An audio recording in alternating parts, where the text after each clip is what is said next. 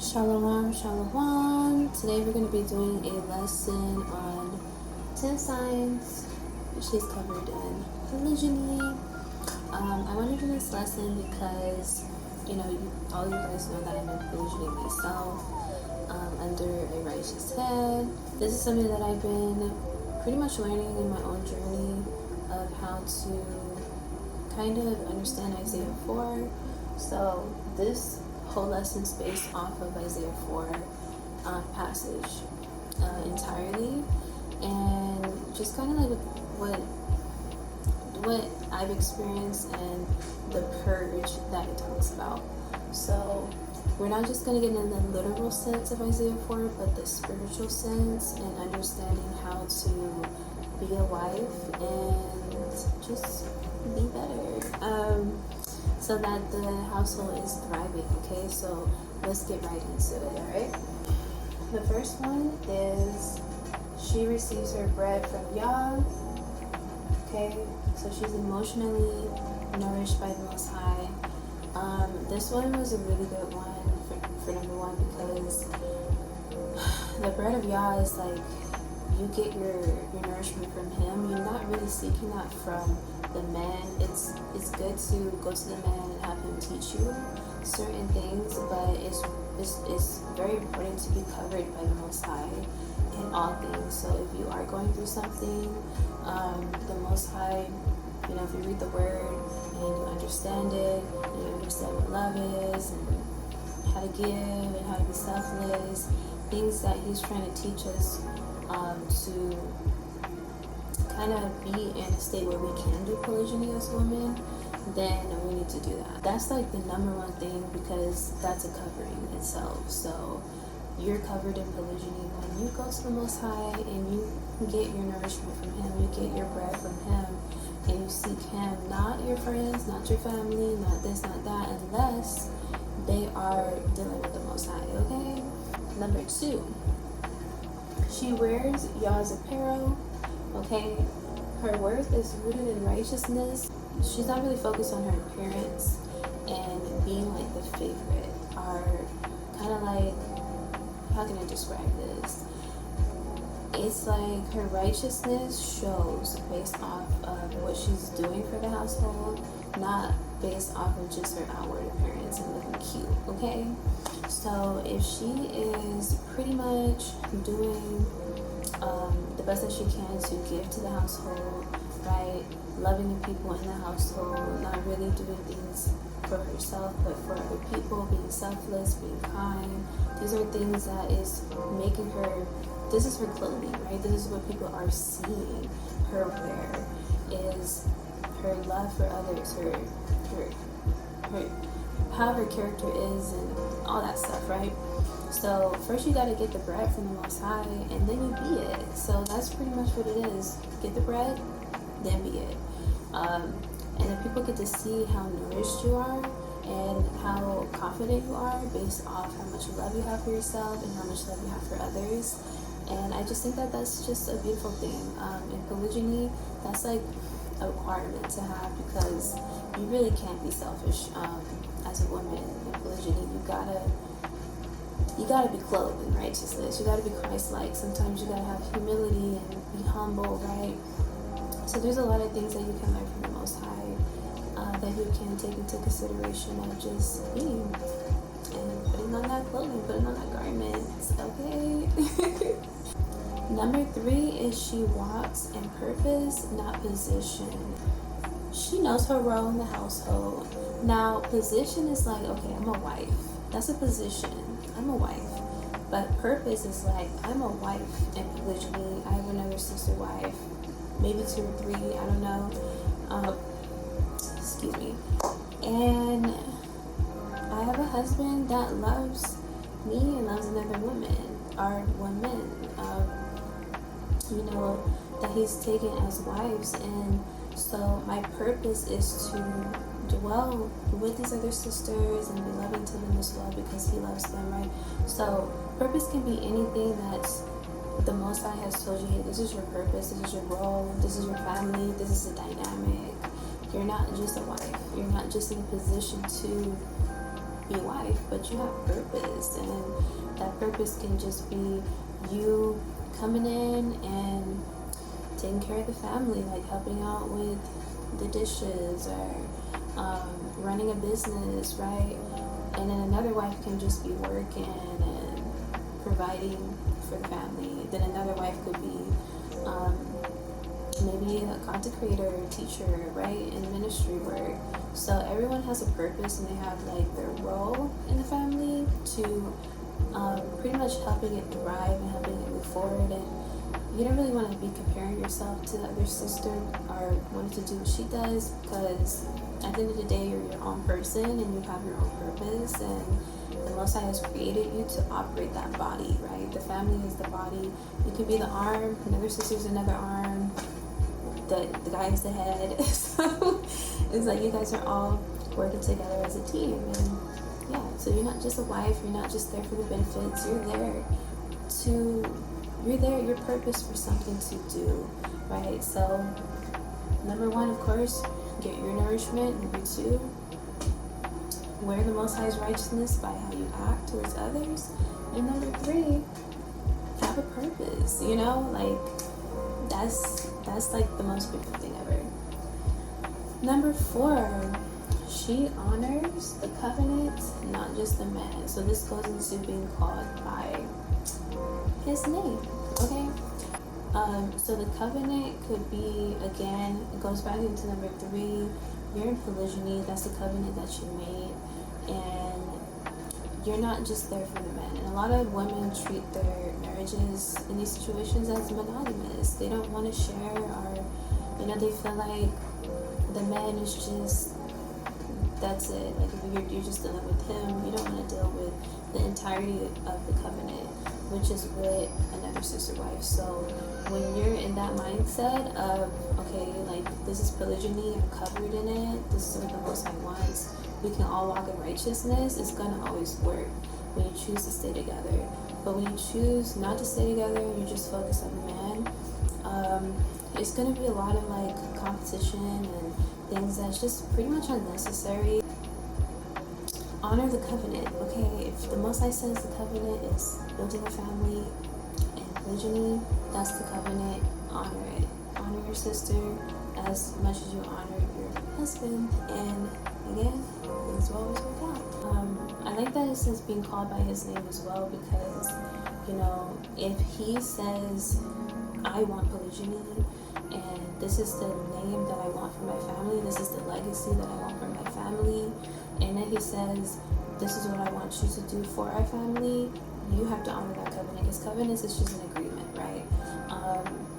And yeah, so that's as simple as I can put it, is a woman who really wants to be in relationship with the Most High and also live in righteousness. She's going to follow that righteous order. Number 5, she supports, she does not compete, okay? And this leads into like having no jealousy and also not manipulating, okay? Because sometimes when we have fear and jealousy, we can manipulate, and we can manipulate the man to be like, leaving another woman and her children, or do this or do that. Like, we don't want that, okay? So when you're covered by the Most High, you're very confident that you could support, right? And you don't have to really compete, because again, when you know your role and your place in the family dynamic, there's no need to compete. What's the point of competing when you have your own purpose, your own role, you're doing everything that the husband wants you to do, what the Most High wants you to do, and you're just being good, as a person, and giving and loving and selfless. Yeah. I don't want to dwell too much on the topic of jealousy, but we all go through it, and we all have feelings of jealousy. But one thing that I just learned was jealousy is a verb. It's actually an action, and it means to be corrupted, right?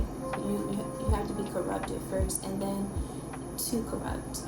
So when you get your spiritual nourishment from the Most High, and you're wearing his apparel, and you're walking in your purpose, like, you're not corrupted. Does it make sense? So once you're not corrupted, how can you corrupt someone else? Because you already have what you got going on, and all that there is maybe comparison. So that's why I say don't compare yourself. Just continue to be who you were meant to be in the family dynamic, and who the other sister is supposed to be. Support her, support everyone in the household, even the children, and just grow in love, because that's what we're called to do, right? To love the Most High and love our neighbor. Number 6 is she respects the structure of polygyny, and she sees the beauty of Yah's design for family. So, me personally, I wanted polygyny. At first I didn't, because I didn't really understand, like, if it's what the Most High wanted. But the more that I learned about it, I was like, okay, it'd be nice to actually have more help around the house and have some more support, to really grow the family, because I can't do everything, right? So I humbled myself. I was like, I cannot do everything. I understand why the Most High likes to multiply, right? As he says, multiply.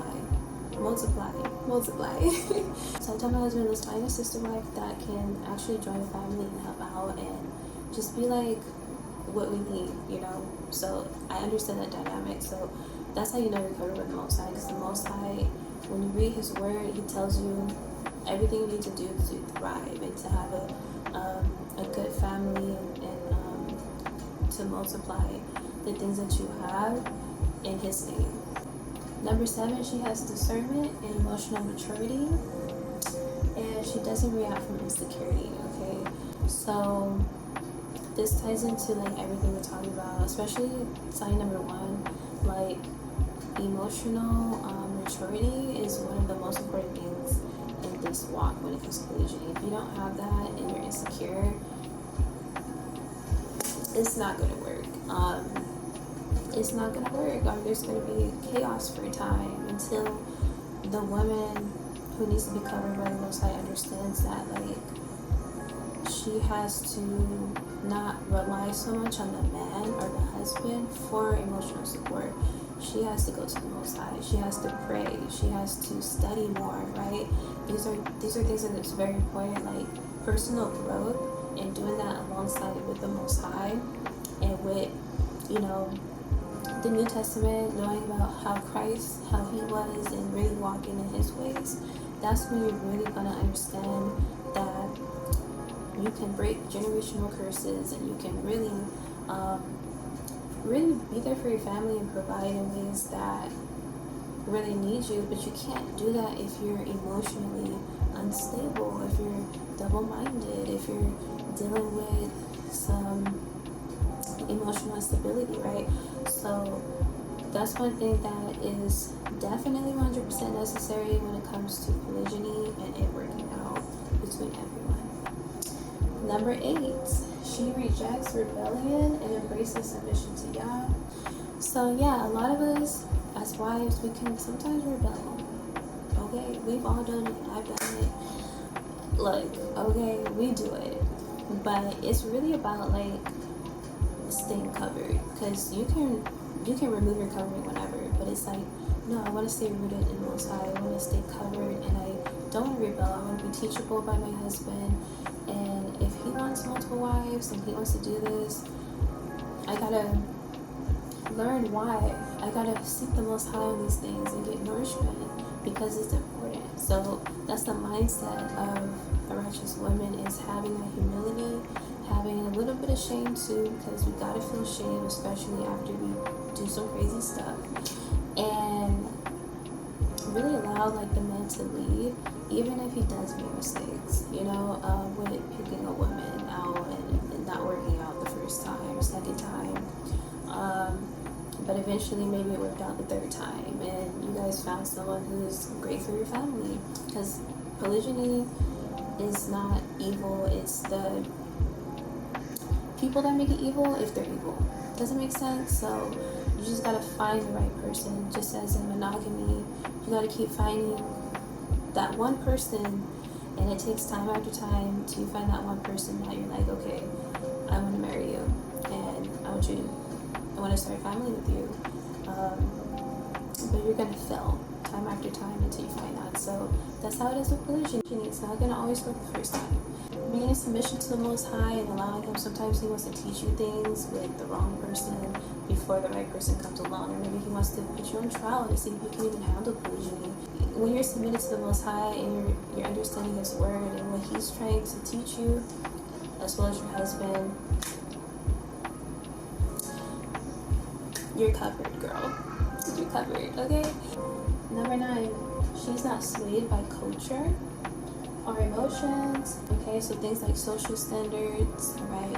We live in a monogamous standard society, okay? A lot of people don't believe in polygyny here in the States, okay? Maybe in Africa, maybe in Ethiopia, maybe a little bit in South America, some places out there, maybe in Utah where Mormons are, right? But majority of people around the world do not believe in polygyny, and so it is a common social standard that sways women like us and kind of puts us in a state of like being selfish, you know, like I want my man to myself, I don't need no help around the house, I can do everything for him, I cook for him, and he don't need nothing else, right? We don't need to ask the family, kind of having like that pride and selfishness. So yeah, she's not swayed by that emotions or by the culture that we live in. Also, feminist mindsets and peer pressure. One of the things I want to put on there, because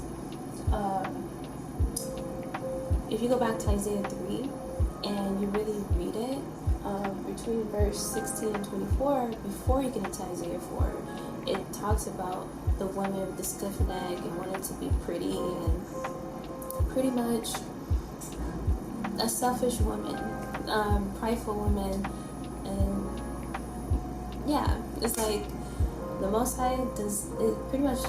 You gotta go read it, you guys. I'll put it up here so you guys can read a little bit of it, but before it even talks about polygyny, it talks about that type of woman. And so it's good to know what that type of woman is versus the woman that's purged and put into purpose, put into the position to be purposed with polygyny. So yeah, Most High uses polygyny to purge a lot of us women, and that's just something we gotta accept, and that's what scripture says. So if you want to be a better woman, maybe try polygyny. I don't know, maybe be open to it if that's ordained for your family. So yeah, she's not swayed by feminist movements, peer pressure from like family and the culture. She believes in what the Bible says and what the Most High has told her by the bread and nourishment that He gave her, not by anyone else, but that unless those people were also fed by the Most High. Okay. Number 10, this is the last one, so let's touch on it. She glorifies Yah in the way she loves, okay? She's a true helpmate by action. So we talked about a little bit of this in like 1 and 2. And she's a helpmate. She's very loving. She's very giving. She's selfless. She's unselfish. She doesn't take. She doesn't believe that she can do everything, because she believes like her purpose is like, she understands her purpose and her role in the household, and she doesn't try to dim someone else or dim another sister because another sister can provide another area. So she understands where she's at, where she's appreciated, because a man will appreciate you for what you can do, not everything you can do. Okay, so whatever you can do and help with, a man will praise you for that, right? But if you cannot do everything, leave that room open for another helpmate, because at the end of the day, we are helpmates as women and men. If he's living in righteousness and the Most High wants him to have more help, he'll probably send him another woman, and someone that he needs to help progress that man's life. So that's the lesson, y'all. These are 10 signs that she is covered in polygyny, okay? And I hope that this lesson really does help a lot of you sisters out it's helped me out tremendously. And maybe in my next video I'll do 10 signs that she's not covered, so you guys can kind of see like the comparison between the two. It's like very drastic comparison, but it's so needed to like know these things and understand it, so that we can be purged, just as it says in Isaiah 4. Once as women, once we are purged, it is a glory to the Most High. He says that that's how we're gonna glorify Him. Okay, is when we purge and we live in His righteousness and not, again, by social standards. So I hope that this lesson does you guys well, and you guys like it. If you like it, leave a like, subscribe for more videos, and that's it. Alright. Shalom from the house of YAH. I will see you guys soon.